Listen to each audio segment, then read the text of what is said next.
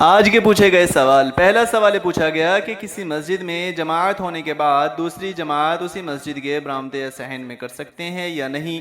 کر سکتے ہیں تو کیوں، اور نہیں کر سکتے تو کیوں نہیں کر سکتے؟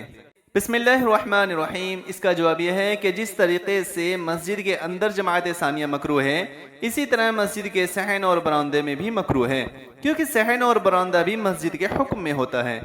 لیکن اگر مسجد ایسی جس کا امام مؤذن متعین نہ ہو، نہ ہی نماز کا وقت متعین ہو، جس کو مسجد طریق کہتے ہیں، تو ایسی مسجد میں جماعت ثانیہ جائز ہے۔ اگلا سوال یہ کیا گیا ہے کہ مسجد کے لیے سفیر رکھنا جائز ہے یا نہیں؟ تو اس کا جواب یہ ہے کہ اللہ تعالیٰ کا گھر مسجد کے لیے چندہ کرنا بہت ہی مبارک کام ہے۔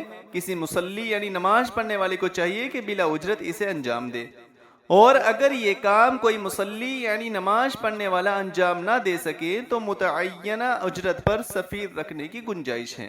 اگلا سوال یہ کیا گیا ہے کہ اگر ہم کوئی سفیر مسجد کی تعمیر کے لیے رکھتے ہیں تو تعمیر مسجد کے نام سے چندہ کیے ہوئے پیسے سے اس سفیر کو تنخواہ دے سکتے ہیں یا نہیں؟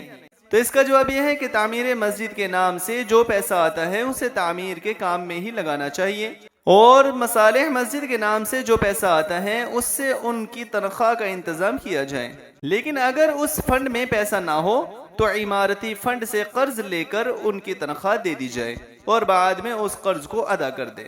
اگلا سوال یہ کیا گیا ہے کہ مسجد کی کمیٹی کے ذمہ داران مسجد کے چندے کے لیے نکلتے ہیں اور تعمیر مسجد کے نام سے چندہ کرتے ہیں اور کرائے کا خرچ ادا کرتے ہیں، یہ تینوں باتیں جائز ہیں یا نہیں؟ تو اس کا جواب یہ ہے کہ متولی مسجد کو چاہیے کہ وہ ذمہ داران کے ساتھ مشورہ کر کے کوئی شرعی نظم بنائے، جیسے جو مسجد کے لیے چندہ کرے گا ان کو بطور تنخواہ اتنی رقم دی جائے گی، اس کے علاوہ دوران سفر کھانے پینے اور گاڑی کا کرایہ کی رقم بھی دی جائے گی، یا تنخواہ میں کچھ رقم کا اضافہ کر دیا جائے گا، اور دوران سفر کا خرچہ سفیر اپنی طرف سے کرے۔ اللہ تبارک و تعالی عمل کی توفیق عطا فرمائے۔ السلام علیکم ورحمۃ اللہ وبرکاتہ۔